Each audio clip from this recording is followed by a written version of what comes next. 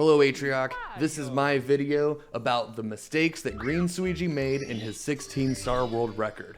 I believe that there are 3 types of mistakes in Super Mario 64 speedrunning, and they are as follows.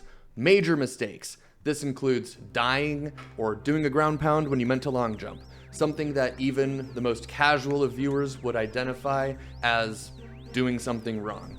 Minor mistakes is the next one, and it's the one that I'm going to be covering exclusively in this video. It's anything that's unoptimized, but also fixable, such as doing a full jump to collect a star instead of ground pounding it. You'll see in Mario 64 speedrunning, nearly every star is collected by ground pounding underneath it, and that's because when you full jump underneath a star, Mario goes upward for a while longer than he does if he ground pounds it, and it takes more time to do that. A new viewer of a speedrun might not recognize that full jumping a star is actually slower than ground pounding it because it wouldn't occur to them, but we know that it is. And then the third kind of mistake, which I'm not going to cover, is called micro mistakes. And this is basically imperfection at any level. Mario 64 is a complex 3D game, and every runner has gold splits for the millions of times that they've done every little split. And all of the professional gold splits out there are made up of people doing everything what feels like pixel perfect. They ran the absolute best line possible, they timed everything the best possible, and it was like a 1 in a million thing. I'm not going to count that because, as you'll see on his previous segment best section, he misses his gold split by about a second, if not half a second, every time. And you just can't hold them accountable because it's not simply a matter of getting better. There's a slight luck factor to it, and we just can't expect them to match their golds all the time. We're focusing on minor mistakes, which is something that is unoptimized, but is entirely avoidable. You just gotta press the buttons a little bit better. So now, getting into the run, we actually haven't seen even a minor mistake yet, except for, whoa, what was that? Editor, could you rewind that for me, please? Let's take another look at the jump into the pipe. As you can see, Mario does a full jump into the pipe rather than doing a short jump. This is what a short hop into the pipe looks like. And now the full hop.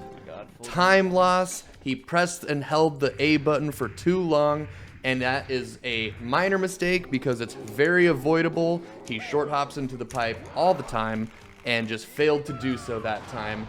I'm gonna say that was a loss of maybe 0.2 seconds. Now I'm gonna be honest, we're gonna go a little bit of time without any more mistakes because he commits no major or minor mistakes all throughout this Bowser fight and the next 3 stars in Whomp's Fortress. Everything from the castle movement to collecting the stars and the Bowser key and everything was perfect. And so there's not really much for me to talk about. So what I am going to choose to talk about instead is this Game & Watch versus Falco clip that I got a while back. Now I've done this a lot. This is kind of the doctor battle, if you will. That's what they've been calling it. And it's pretty much a 0 to death if you get the right reads. All you got to do is throw the spacey off the ledge. A lot of spaceys will be encouraged to DIN. And that is going to allow you to connect with an F smash. If you read that they're going to jump immediately, which a lot of times they will, you can just jump out there with a forward air, boom, land on them with a down air, and it'll kill them. Now, I know what you might be thinking if you're a little more tuned into Melee. Wow, that's really easy to do on a Falco. You're hitting the down air when they have no active hitboxes on the startup of their up B. They're a sitting duck. Well, you're right. And that's why I'm showing you another clip now of me doing it to a Fox, who does have active hitboxes on their startup of their up B. And if you don't understand what that means, here's a little bit of a demonstration. When Falco is doing his up B, he's not putting out any damage. He's just sitting there, a sitting duck, waiting to be hit. Fox is doing little bits of damage pulses out there, which makes shine spiking them or hitting them at all a little bit more tricky if the hitbox isn't disjointed or just way more prioritized. And so, yes, hitting a shine spike with Fox or hitting a down air with Game & Watch on a Fox is more impressive in the startup of their up B than on a Falco. So good job, Doc. These are really cool edge guards. Back to Mario though, let's take a look at the next minor mistake. Pay attention and see if you can catch what he did wrong. Oh, I guess you didn't catch it? It's fine. Well, let's take a moment to review. What you're supposed to do on this star is land on the pyramid, dive up to the ledge, do a speed kick, and jump to the star. Perfect, Sweegie. That was great. What he did in the record is land on the pyramid, dive up to the ledge, and simply run forward before jumping to the star. Losing time by not doing the speed kick. Hey, Sweegie, speed kick much? That's about another 0.2, maybe up to 0.4 second time loss. Embarrassing. Humiliating.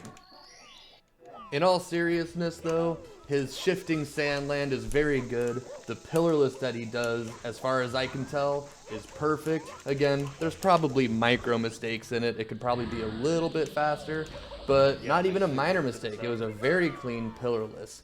He does make a small mistake here that I'm not even going to replay because of how tiny it is. It's almost a micro, is he selects the star slowly. You can hear him react. You can hear the button press to select it and then not select it, then he presses it again.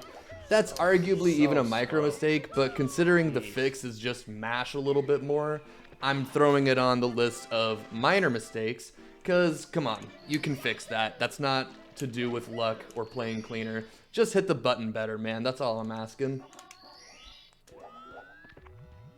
Coming up here, we've got a perfect red coins, but there is a mistake that happens on the next star.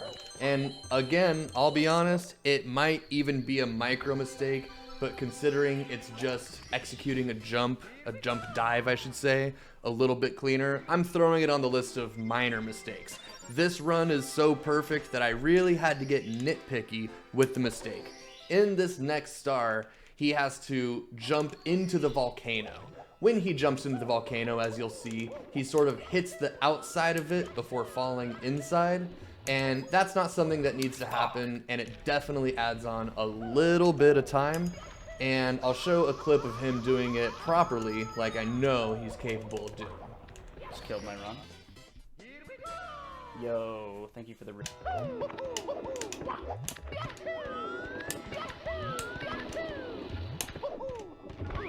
Raid at me.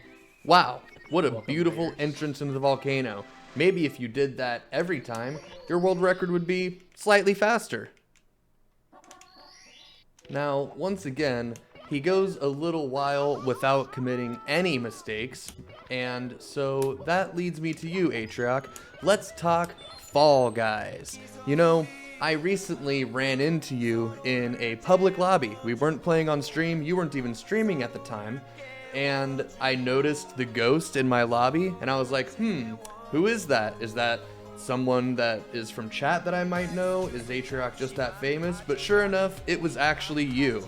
So I started recording because I figured the match would come down to jump showdown, just me and you jumping our lives out and respectfully not grabbing each other to see who was truly the best Fall Guy. But it took a bit of a turn because on Hit Parade of all games, you were unable to qual? That's a little embarrassing. Maybe you are gonna need some more practice if you wanna make it in these Twitch Rivals Fall Guys competitions that might hopefully one day come back. There I am. I'm dressed as the demon. You can see it's the same layout as the ghost, but I wear this dark charcoal and red. I'm the demon here, and here I am near the front of the pack. It's only Hit Parade, you don't gotta worry about being in first. It's all about consistency in these early races. Just finish. That's what I always say. Let the people ahead of you be ahead of you. Just dodge the obstacles and hold W. It's been the exact same hit parade since summer of 2020 when Among Us was popular. You can't mess this up, right? Well, as you can see, there's no ghost in front of me. I don't see a ghost behind me. I qual really easily there. But where's Atrioc? Qual. I don't see Atrioc. Oh, wait a second. There he is. He's falling down. Nice qual, Atrioc. There he goes. Couldn't even make it. Humiliating, if I might say. But, you know, the 27 people that were faster than you, more, because it's not like you were the last person to not qual, went on and had a heck of a game. During the Fall Guys, he was doing Hazy Maze Cave, and there were no minor mistakes. That Watch for Rolling Rocks that you just saw was perfect RNG Watch for Rolling Rocks, and he executed everything as well as you can ask someone. The MIPS that's coming up is as good as it gets. Even the grabbing MIPS through the door, instead of grabbing MIPS and getting stuck in the door like you're taught when you first learn and then having to jump out of the door, he does a thing where he grabs him and is already through the door like that, which of course saves time. There's nothing to say about the Dire Dock section. He uses chip clip, which is just where you clip through the cave. You'll see it and it saves a second as opposed to swimming down into the cave. And the Bowser in the Fire Sea is perfect. He doesn't make any mistakes except for at the end. I feel like there's one tiny moment where there could have been more lag reduction, but like I said, that's just splitting hairs. Let's just appreciate the Fire Sea as it's about to come up because it is executed really well, and just see some excellent Mario gameplay by the best Mario runner alive right now, at least for the short categories, and enjoy ourselves a little bit.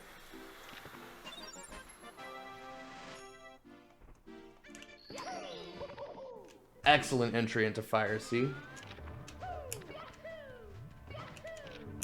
Dodges the 1-up. Pretty inconsequential. Pole glitch. Hey, gotta get that if you want world record. Look at that dive. Wow. The speed. The side flip wall kick. Right here, I think there's some potential for lag reduction. I could even be wrong about that. It just seems like there could be. The entry into the pipe. Fantastic. What a good gamer. What a good job Sweegie did. Watch this. He grabs the tail while Mario is like turning around as though going for a backflip, so that Bowser starts where all you have to do is a 3/4. Otherwise, you would have to spin him a little bit longer. So impressive. Just so damn impressive. Where are we at now? Minus 4.4. Insane time. And, yeah, we're almost at the end of the run. So, let's move on to the next mistakes.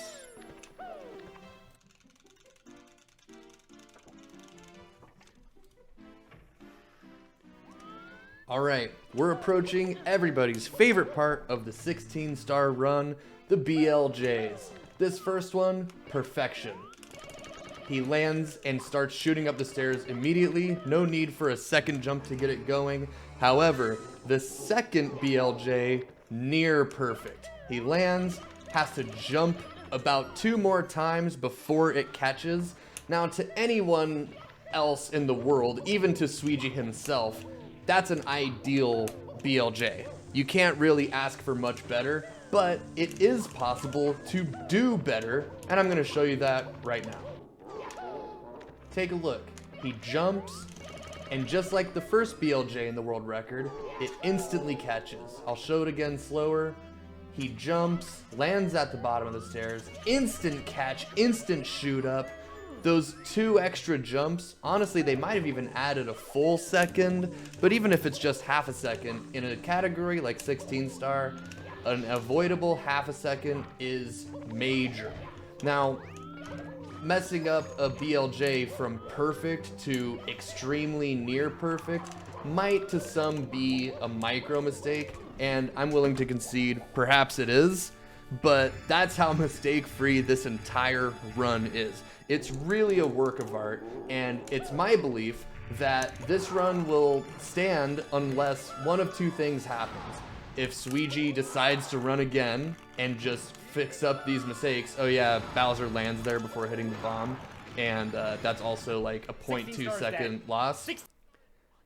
The only other thing besides Suigi himself breaking this record is going to be the implementation of new strats, be it a new strat that is discovered or learning that a strategy that is considered too hard to do in runs, there's a new, much more consistent way to do it, and it shaves off seconds. But even then, the person in second place is about 15 seconds behind this world record, so there's a lot of catching up to do with even the current strats before this record falls. So those are the mistakes of this run.